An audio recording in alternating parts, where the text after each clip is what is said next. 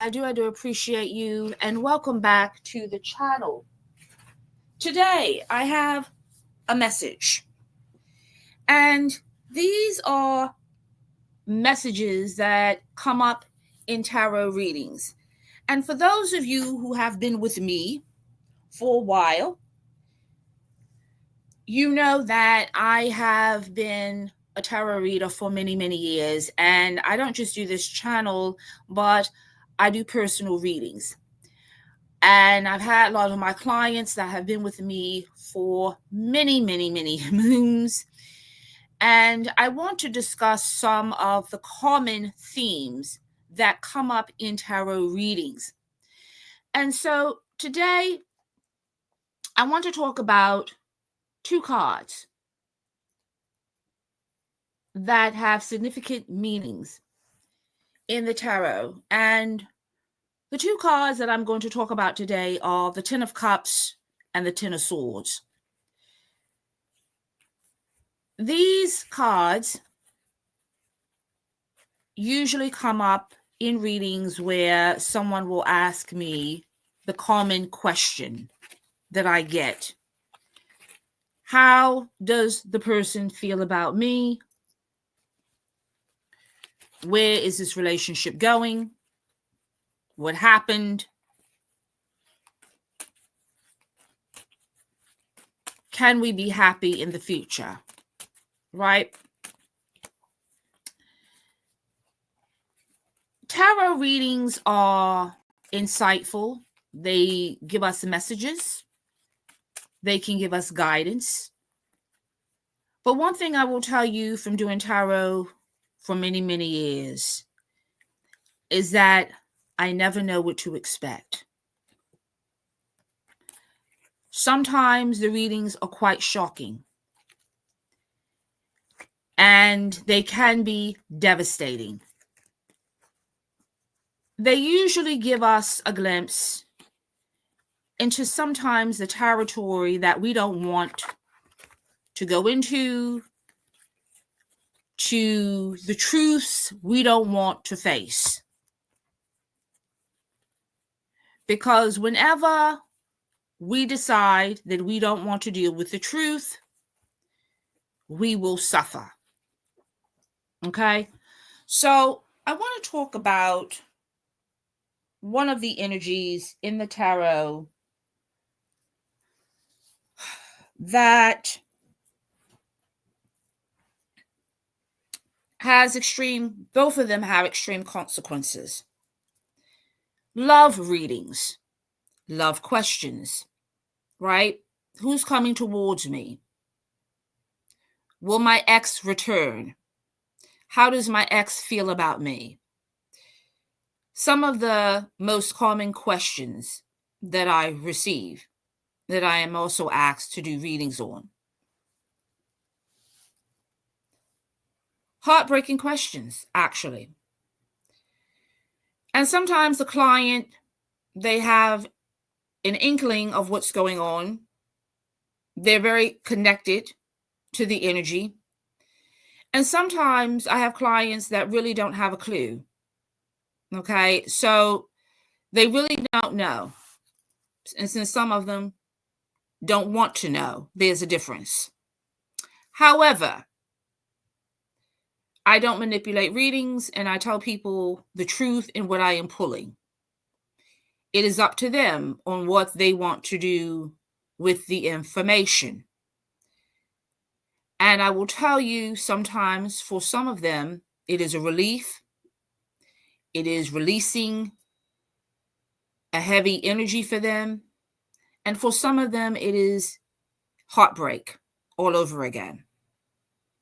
Because sometimes we may love someone or fall in love with someone that may not return those feelings back to us.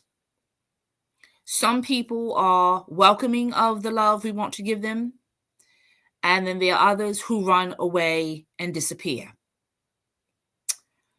So let's tackle the Ten of Cups. The Ten of Cups is the ultimate fulfillment.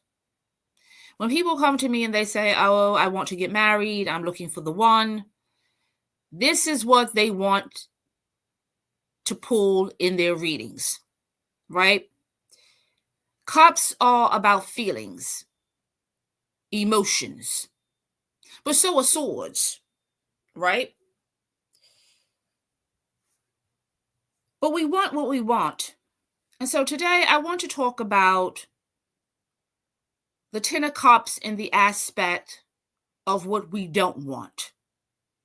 So we want the cups being filled. We want our expectations being met. But what kind of people are never going to meet them?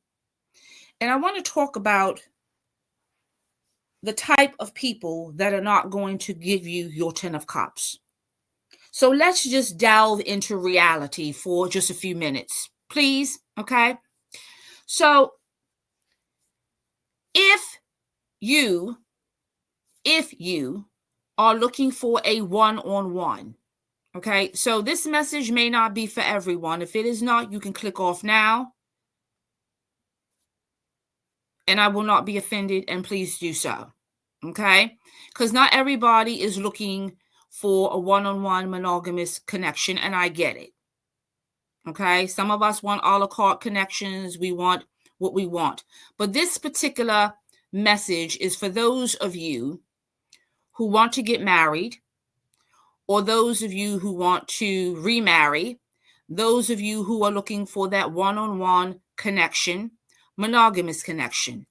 And for the most part, I'm speaking from the persuasion of someone who is heterosexual, okay?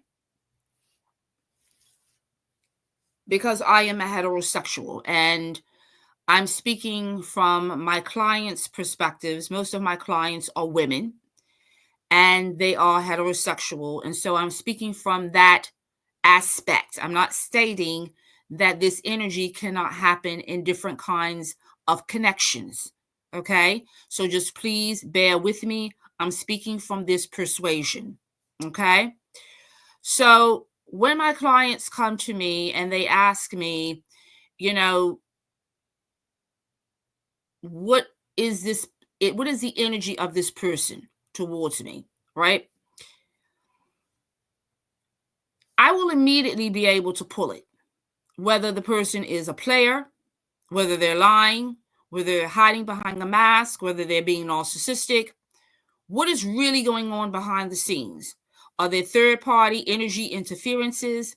Usually there are.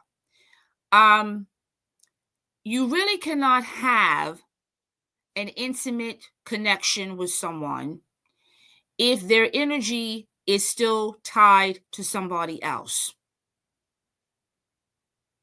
Well, what are those examples? They are still hung up on an ex.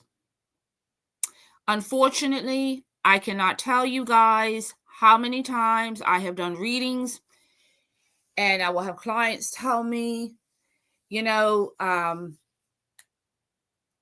know something is wrong. This person is not connecting with me on an emotional level. We go out, we have a good time, but I feel like they're blocking.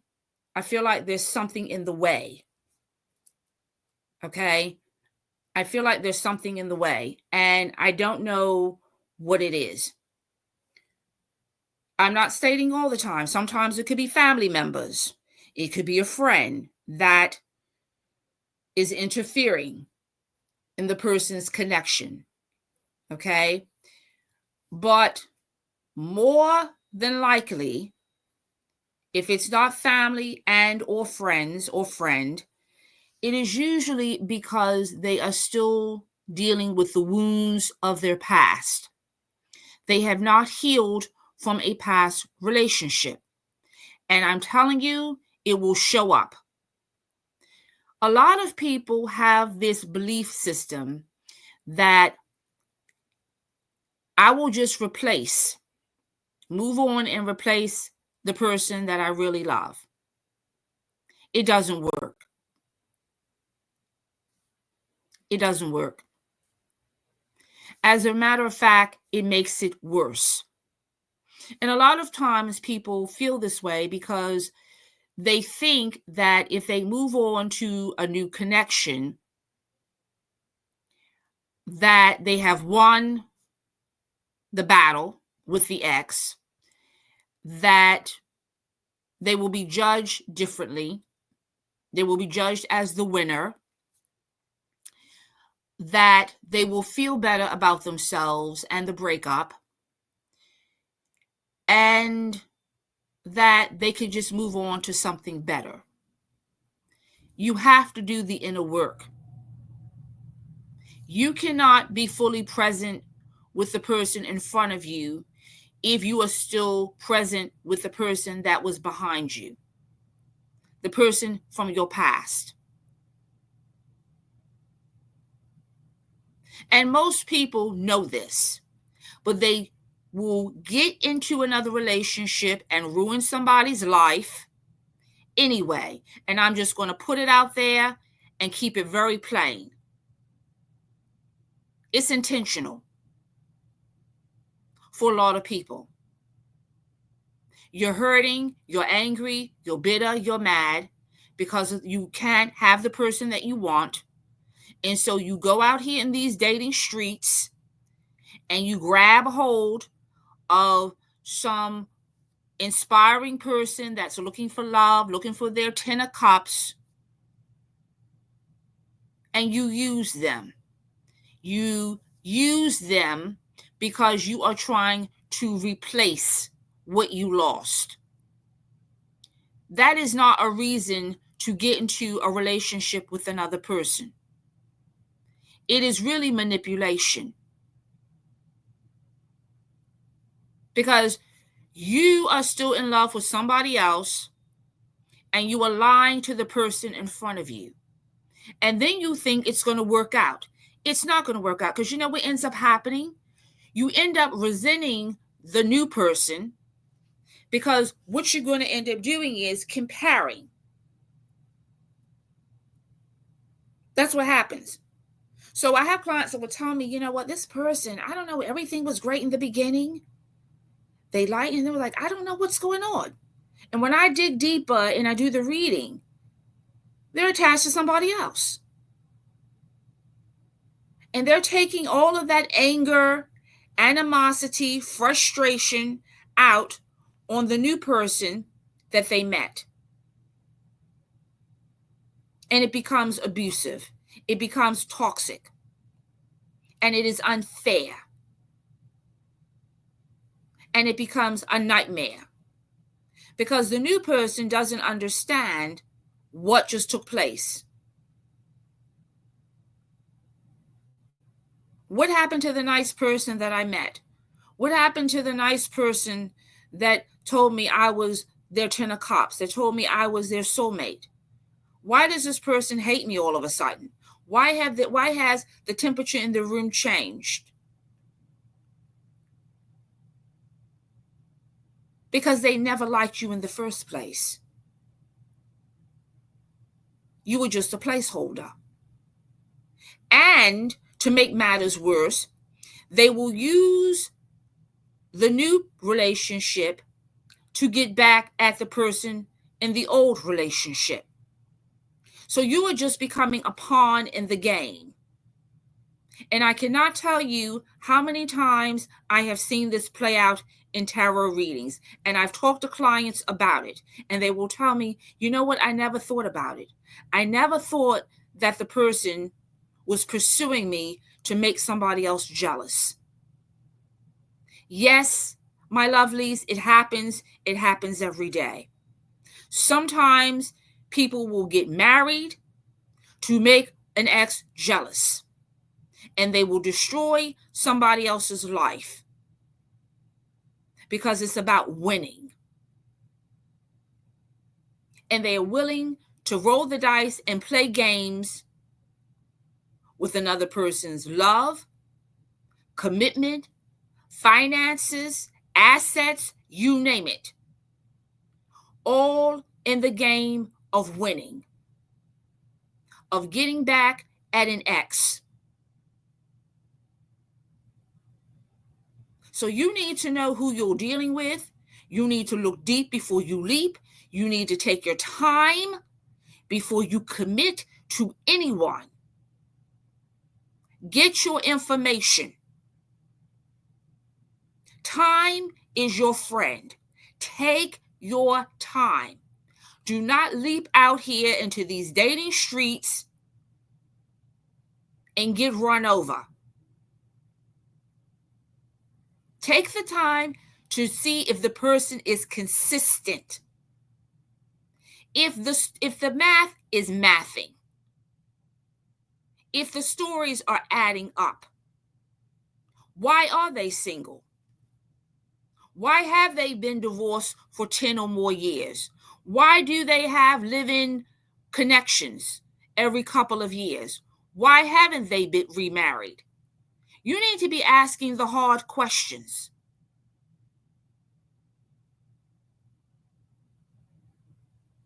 And not be afraid to ask the hard questions. And don't just accept any answer. Pay attention to the red flags, because either you're going to end up with the 10 of Cups or you're going to end up with the 10 of Swords, which is the ultimate betrayal. You're going to fall in love with a lie. And I am telling you, if it starts in a lie, it ends in a lie.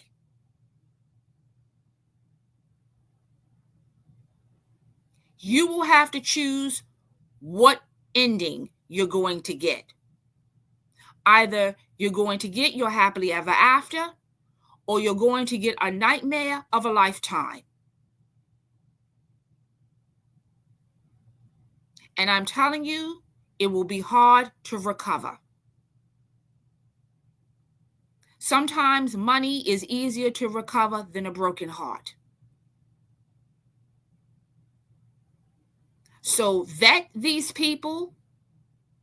Take your time. Do not allow anybody to rush you in to a relationship. I don't care if you feel like you're at a certain age, if you are struggling maybe with your looks, or you have some kind of insecurity going on. Work on that before you jump out here into these dating streets. Love you. Put you first. So that when manipulators come around, you will be able to spot it. Because they are going to look for that weakness. And they are going to use it against you.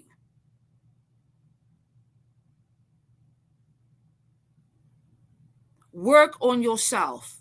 Love yourself. Date yourself. Have high expectations. Do not feel that if you are a person of a certain age, if you're at a certain place in your life, that you deserve less than the best. That is a lie from the hip. You are not here to be used and abused. You are not here to be used for someone's folly. You are not here to be used as a pawn in somebody's wicked game, love game. You are here to be respected, which is the minimum, to be loved, to be cherished, and to be adored. And if all of those are not being met, you shouldn't even be thinking about somebody's offer. And yes, finances do matter. Are they a real provider or a fake provider? For those of you, I have a whole nother video about that. Are they a real provider or a fake provider? You need to know the difference. Because if they are a fake provider, you will be hitting the 10 of Swords. You will be walking away disappointment, frustrated, humiliated, and betrayed. Because they are going to give you nothing. These are the type of people that are takers. They are not givers. They operate under the skies of being giving, and they are cunning and strategic, and they will breadcrumb you into believing that they're going to give you provision and protection. But it's all a lie. It's all a performance. And you need to be able to scope these energies immediately.